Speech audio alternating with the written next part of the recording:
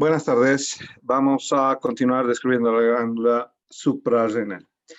Un comunicado entre la fecha 15 y 22 de octubre, vamos a tomar un examen previo que va a tener una nota en ponderación. Lo vamos a hacer en la plataforma propiamente. Va a durar unos 10 minutos o 5 minutos sobre el tema de endocrino. Puede ser el 15, el 22, el 14 o el 21 en estas siguientes semanas. ¿Para qué? Para que justamente ustedes vayan repasando esta parte de endocrinología, que es muy importante en el área médica, ¿no? Nosotros ayer describíamos la parte de las hormonas corticosuprarrenales. Mencionábamos tres zonas: la glomerular, la fascicular y la reticular. Mencionábamos que la glomerular representa el 15% de la estructura de la corteza. Mencionamos que la fascicular representa el 75% de lo que es corteza y la zona reticular aproximadamente también entre el 15%, bien, entre el 10 y 15%. Ahí están las características de la corteza. Bien, entonces entre el 10 y 15% la formación reticular. De estas, la fascicular decíamos que es la que justamente es más ancha y donde se producen los glucocorticoides. Hablábamos que la glándula suprarrenal, situada en el polo superior de los riñones, se divide en la porción de corteza y médula. La parte de la corteza, la que estamos describiendo, con la secreción del cortisol y la secreción de la aldosterona, ¿no? Y también de los andrógenos suprarrenales en la zona reticular. Entonces ahí está la glomerular con su representante, la aldosterona, la fascicular con el cortisol y la reticular que se dedica a la secreción de andrógenos. Muy importante en las patologías que vamos a mencionar, como Addison-Cushing y las características del síndrome de Cohn. Vamos a describir que la parte de médula ya no se toca en este capítulo. ¿Por qué? Porque ha sido descrita en el capítulo 60, en el sistema nervioso autónomo. Entonces, por eso que médula en este capítulo ya no tiene una mención. Las hormonas córticas suprarrenales, decíamos el día de ayer, son derivados de colesterol provenientes de LDL, las lipoproteínas de baja densidad. 80% del colesterol empleado viene de las LDL. Estas transportan el colesterol a las características celulares a nivel de la corteza, a nivel de las diferentes zonas, glomerular, fascicular y reticular. De estas, sus dos organelas en representación que tengo que mencionar son el retículo endoplasmático y el aparato de Golgi. El retículo endoplasmático, perdón, no el aparato de Golgi, en las mitocondrias. Entonces, el retículo endoplasmático y las mitocondrias son los dos lugares para producir la síntesis de las características hormonales de los productos esteroideos, ¿no? Entonces, los dos lugares con mayor colaboración para que se produzcan estas hormonas: retículo endoplasmático y mitocondrias. Entonces, nosotros describimos que a nivel del retículo endoplasmático, ya sea el liso propiamente, donde se metaboliza la porción de colesterol, este va a dar lugar, ayer justamente mencionábamos la característica de la enzima, la colesterol desmolasa, para producir la sustancia proactiva que se llama pregnenolona. Esta es la sustancia proactiva, o también denominada como precursor para la síntesis del cortisol y de la aldosterona. Va a seguir una cascada de acciones enzimáticas hasta obtener la aldosterona y el cortisol. ¿Bien? Entonces, nosotros a partir del cortisol le decimos es un grupo cetógeno, y no se olviden que los grupos cetógenos son producidos por las grasas. los grupos cetógenos, y que va a tener 3 carbonos esta característica de este grupo del cortisol. La aldosterona es de la misma manera un grupo cetógeno, pero tiene más características de carbono unidos a la estructura molecular. Si nosotros hablamos de las hormonas esteroideas naturales y sintéticas que tenemos que tener, y la cantidad promedio que tenemos de las hormonas en secreción, hablamos que el cortisol, acá está el cortisol, tiene o produce una secreción a la suprarrenal en relación a 15 miligramos en 24 horas. La aldosterona en relación a 0.15 miligramos en 24 horas. Ya vamos a describir en breve cómo es que ambos, uno que es un glucocorticoide, que es el cortisol, y el otro, la aldosterona, que es un mineralocorticoide, tienen algún efecto sobre el otro. Quiere decir, el cortisol es un glucocorticoide, pero va a tener la misma característica de actividad mineralocorticoide, contrario a lo que es la aldosterona. La aldosterona tiene poca o nada actividad glucocorticoide, pero sí tiene una actividad mineralocorticoide. Es así que los derivados de colesterol o esteroideos, como sintéticos, como la prednisona, que es un derivado del cortisol, tiene acción glucocorticoide y acción mineralocorticoide. Entonces es uno de los que más acción mineralocorticoide tiene, a diferencia de otros, por ejemplo la dexametasona, no tiene ninguna actividad mineralocorticoide. Entonces existe un síndrome de hipofunción de la glándula suprarrenal que se lo conoce como el síndrome de Addison. Este síndrome, donde existe una hipofunción de la glándula suprarrenal, hay una menor producción de aldosterona. Entonces, ¿qué le voy a dar al paciente? O le doy características de hormona aldosterona, o le doy hormonas que tengan una acción glucocorticoide y mineralocorticoide. Porque en esta hipofunción de la glándula suprarrenal, no solo se va a afectar una de las capas de la glándula suprarrenal, no es selectiva la hipofunción, no solamente la zona glomerular y no solamente la zona fascicular, es una hipofunción de ambas zonas, por lo tanto el cortisol y la parte de aldosterona están alterados.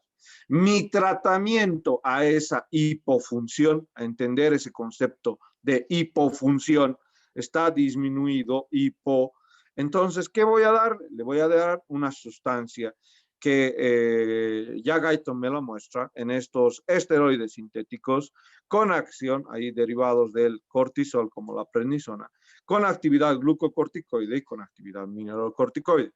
Excelente la prednisona para el tratamiento del síndrome de Addison. Tenemos otros medicamentos exclusivos para, o con mayor actividad incluso. Tenemos la 9-alfa-fluorocortisol, por ejemplo. Entonces, tiene mayor actividad mineralocorticoide, eso sí, y una actividad glucocorticoide disminuida en relación a su actividad mineralocorticoide, que es 12 veces más que su actividad glucocorticoide.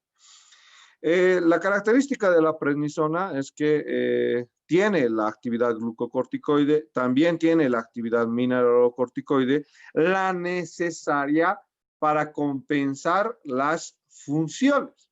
¿Y de qué funciones hablamos? Hablamos de que la aldosterona lo que va a ocasionar es el equilibrar, aumenta la reabsorción tubular del sodio, ¿no? Y la secreción de potasio. Entonces, cuando aumenta la reabsorción de sodio, permite el equilibrio hidroelectrolítico, porque no solo va a arrastrar sodio en este punto. No se olviden que cuando viene la acción de la aldosterona, además de arrastrar sodio, va a arrastrar agua y se reabsorbe agua. Entonces, a través del sistema renina-angiotensina-aldosterona, nosotros en este paciente, la acción de la aldosterona a nivel renal que esperamos tener es que absorba sodio, absorba agua, para así controlar la presión arterial, por ejemplo, ¿no? Y eso es uno de los factores de secreción que vamos a ir describiendo también.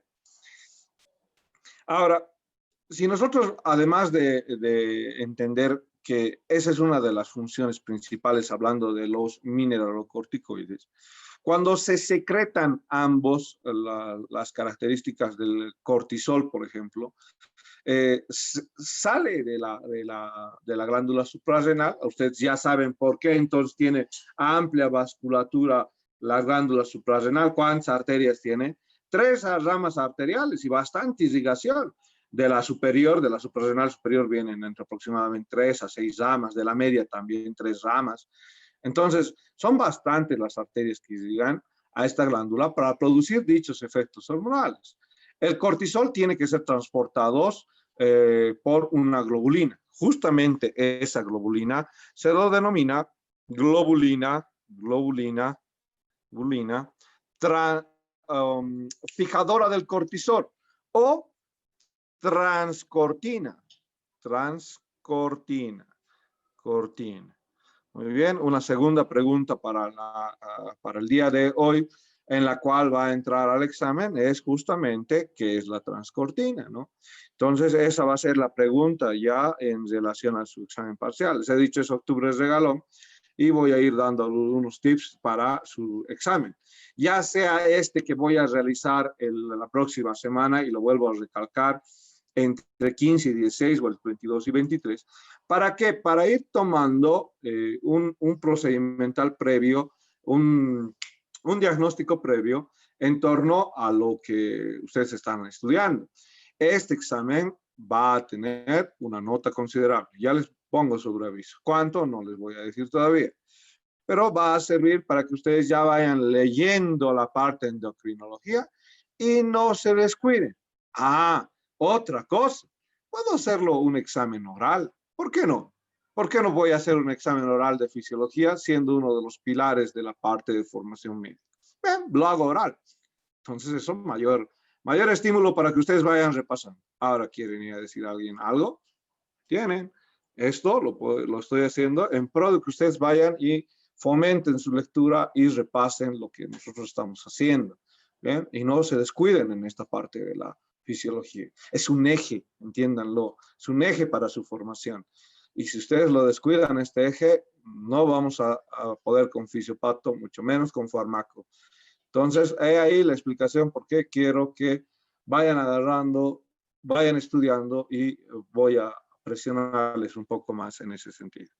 Muy bien, ahí está la característica de la transcortina y la transcortina como una proteína que me permite el transporte propiamente de la característica del cortisol.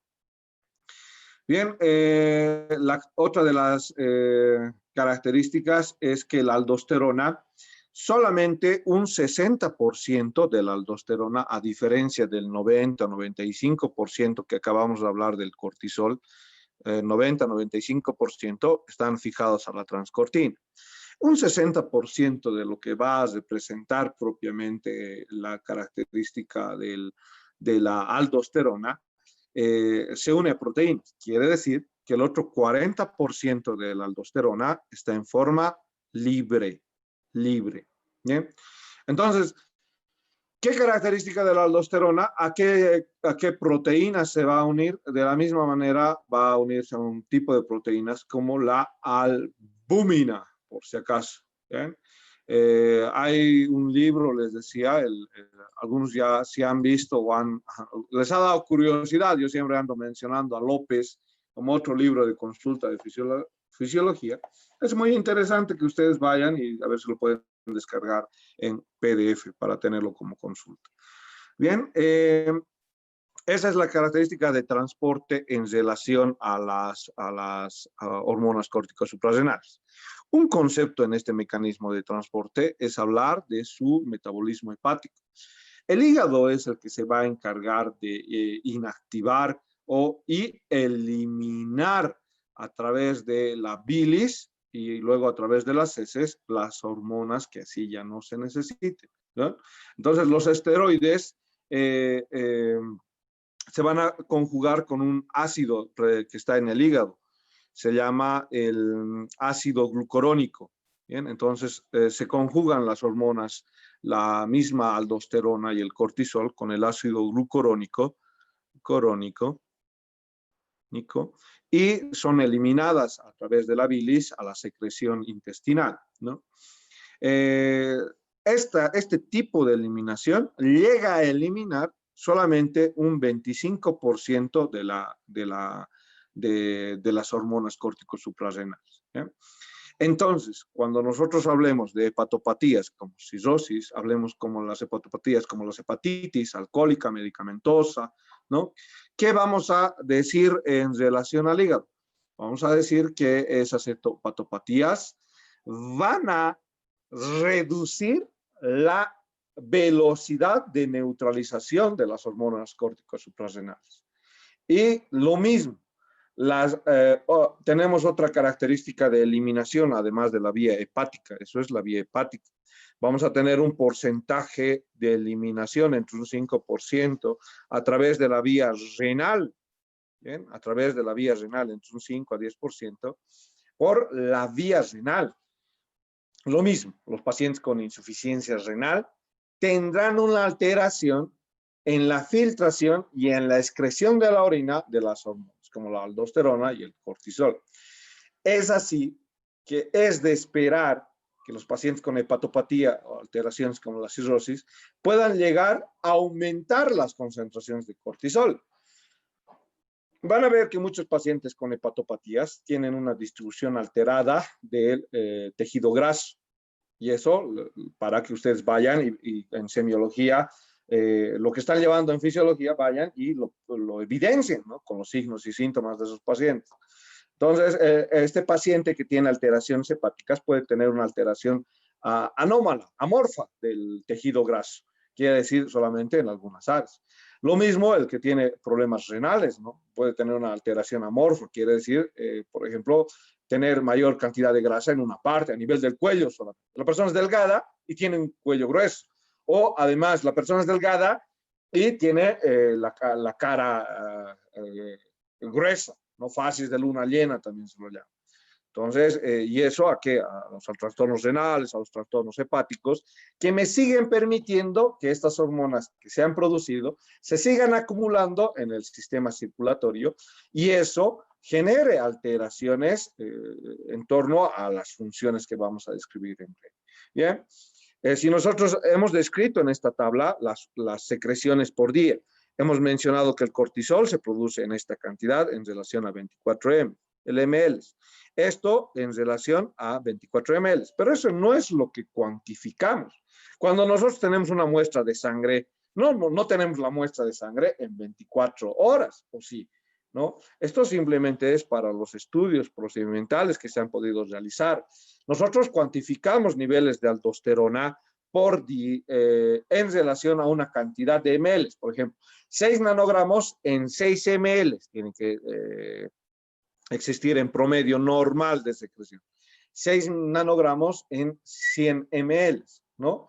Entonces, esa es la característica de valoración que tenemos en relación a la aldosterona.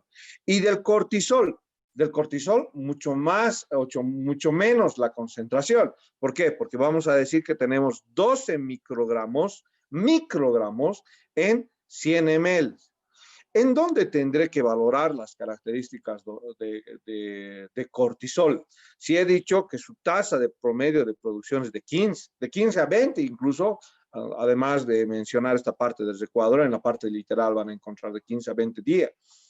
Entonces, cuando ustedes vayan a querer ver los niveles de cortisol de su paciente, tienen que repasar y recordar esta clase, un 8 de octubre, a 10 días de las elecciones a nivel nacional, un día antes de que juegue la selección boliviana. Datos para referencia, para que se acuerden, que se habló del ciclo circadiano y el ciclo circadiano hace fluctuar las concentraciones a lo largo del día. Quiere decir que una persona que tiene las características de secreción de cortisol en la mañana, primera hora de la mañana, se reducen de manera considerable en horarios de la tarde. No voy a tratar de encontrar los 12 mismos microgramos en 100 ml, los 12 microgramos en 100 ml a lo largo de la tarde, ¿no? Se va a reducir menos de la mitad. Puedo encontrar 5 miligramos en la noche, microgramos, perdón. Entonces, lo primero que hacen es, si quieren valorar cortisol, que el paciente se levante a las 5 de la mañana, y justo tenemos laboratorios como el de la Universidad Mayor de San Simón, uno de los únicos que tengo yo de referencia, para tomar el cortisol en ayunas, a las 5 de la mañana, de 5 a 7, pruebas de cortisol, nada más, no se reciben más. Ya se entiende por el transporte, pero de 5 a 7 solamente, las pruebas o las tomas de cortisol. Si nosotros hemos empezado mencionando esta función de la aldosterona que es un mineralocorticoide. Entonces, decimos, los mineralocorticoides con su representante, la aldosterona, están en función al equilibrio hidroelectrolítico del cuerpo, desde absorción de sodio y la característica desde absorción de agua. ¿Para qué? Para regular las presiones arteriales normales o restablecer las presiones arteriales del individuo o restablecer la volemia en relación al individuo, ¿no? Un individuo que ha tenido una hemorragia, ayer ha pasado por la zona sur, por una zona peligrosa. Cuidado, no es para ofender a los de la zona sur, ahí más al sur, el sur del sur, para decirles. Entonces, ahí ha perdido sangre y el paciente ha tenido que tener mayor producción de aldosterona para que restablecer la volemia en la circulación y que el gasto cardíaco sea los 5 litros que corresponde. Pero cuando existe la deficiencia de aldosterona, si estamos hablando que sirve para la reabsorción tubular de sodio, cuando hay una deficiencia de la aldosterona, entonces va a haber pérdidas intensas de cloruro de sodio, ¿no? Y también va a haber hiperpotasemia. Si se está sacando sodio, no se olviden que es un mecanismo de contratransporte, se va a reabsorber potasio. Entonces, no existe aldosterona en los pacientes con alteraciones de la secreción de aldosterona y no se está permitiendo reabsorber el sodio ni el agua. Por lo tanto, el individuo que está secretando esto a nivel del túbulo y esto para la parte renal, a la parte de los uréteres y a la vejiga y luego la uretra y luego se elimine por la orina, está generando un mecanismo de descompensación en el cuerpo. Está eliminando cloruro de sodio, pero está quedándose con potasio, lo que va a ocasionar una hiperpotasemia en el individuo. Esas características de la hiperpotasemia pueden llevar al individuo a la muerte entre 2 a 3 semanas, entre 2, 3 días a lapso de 2 semanas, el individuo puede fallecer entre 2 a 3 días o entre el lapso, de acuerdo a cómo vaya la curva de la hiperpotasemia, ¿bien? Puede incluso tener el máximo de vida unas 2 semanas este individuo. Con la hiperpotasemia. No se olviden que una de las maneras de realizar la inyección letal que se aplica, ¿no?, a los pacientes o a las personas que han cometido delitos en algunos países, entonces es el añadir potasio, ¿no? Ahí están No sé. viendo, están ahí muchas personas. ¿Quién es el que ha activado su audio? Levanten la manito, pues, levanten la manito. ¿Por qué? ¿Por qué me hacen eso? Levanten la manito. A ver, ¿quién quiere comentarme algo? No. ¿Nadie? Nadie quiere preguntarme. Y vamos a ver entonces. Valeria, ¿qué está haciendo? ¿Quieres preguntarme algo, Valeria? Voy a asumir que ha sido una activación de audio al azar. Valeria. Lo ha dejado en grabación y listo. ¿Sí? Doctor, no que Valeria Marcus o la otra Valeria. Valeria Marcus, pues que estaba ahí, su micrófono activado. ¿Qué más va a hacer? ¿Otra Valeria más hay? No creo que la otra Valeria haya activado su audio. Valeria Marcus.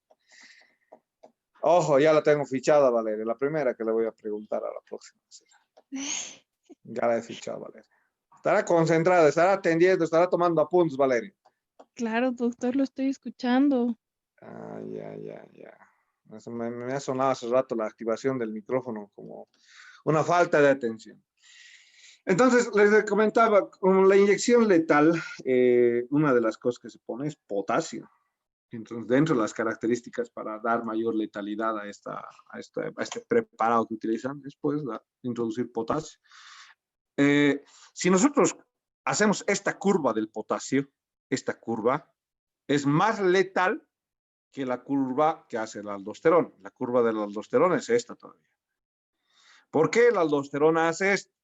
Porque no de buenas a primeras la aldosterona va a ir al sistema de los túbulos y va a generar la eliminación de cloruro de sodio y la reabsorción de potasio. Esto es acumulativo si hablamos de manera hormonal. En la inyección letal no hay tal acumulativo. Ustedes le colocan las 50 miligramos o la ampolla de 100 miligramos de potasio y eso ya no tiene nada de acumulativo, ¿no? Eso es directo. ¿Bien? Eso entre las deficiencias o las alteraciones que puede provocar la deficiencia de la aldosterona. A lo contrario, o sea, miren el efecto contrario. Ya hemos visto una presentación de lo que es fisiológico, de lo que es patológico, pero cuando hay la deficiencia, ahora vayamos a ver cuando hay el exceso de la aldosterona. Entonces, cuando hay el exceso, a lo contrario de lo que hace un momento hablábamos, se va a llevar al otro polo. Se llama hipopotasemia, cuando disminuye las concentraciones de potasio, ¿no? Entonces, cuando exista un exceso de aldosterona en el individuo, va a haber justamente una hipopotasemia. Y esto va a causar debilidad muscular en el individuo, va a causar las características, esto ya hemos hablado de lo que es el déficit. En el exceso va a causarse esto que estoy poniendo en el recuadro. Entonces, el exceso de la aldosterona causa la hipopotasemia, debilidad muscular, aumento del volumen del líquido extracelular, aumento del volumen. ¿Por qué? Porque como está ingresando o va a tener efecto a nivel renal, los túbulos renales, va a permitir mayor reabsorción de sodio y mayor reabsorción de agua. Y el individuo se va a ver hinchado, ¿no? Entonces aumenta el volumen del líquido extracelular, aumenta las características de la presión arterial en ese individuo que tiene exceso de aldosterona, ¿no? Entonces lo que nosotros tenemos que realizar es, en este tipo de individuos que tienen esta característica de excesos, es disminuir de alguna manera, hallar por qué el individuo está produciendo exceso de aldosterona. ¿Es un tumor suprarrenal, el que está produciendo la aldosterona? ¿Es un tumor hipofisiario? Porque ya vamos a ver que la secreción de la liberación de cortisol y aldosterona depende de la hormona liberadora de cortisol. Y esta depende del hipotálamo a través de la corticoliberina, ¿no? Entonces, ¿dónde está la causa del exceso? ¿Es hipotálamo, es hipófisis o es suprarrenal? Ese siempre tiene que ser mi planteamiento en el sistema endocrino. No creer que es el órgano el que está induciendo a dicha alteración.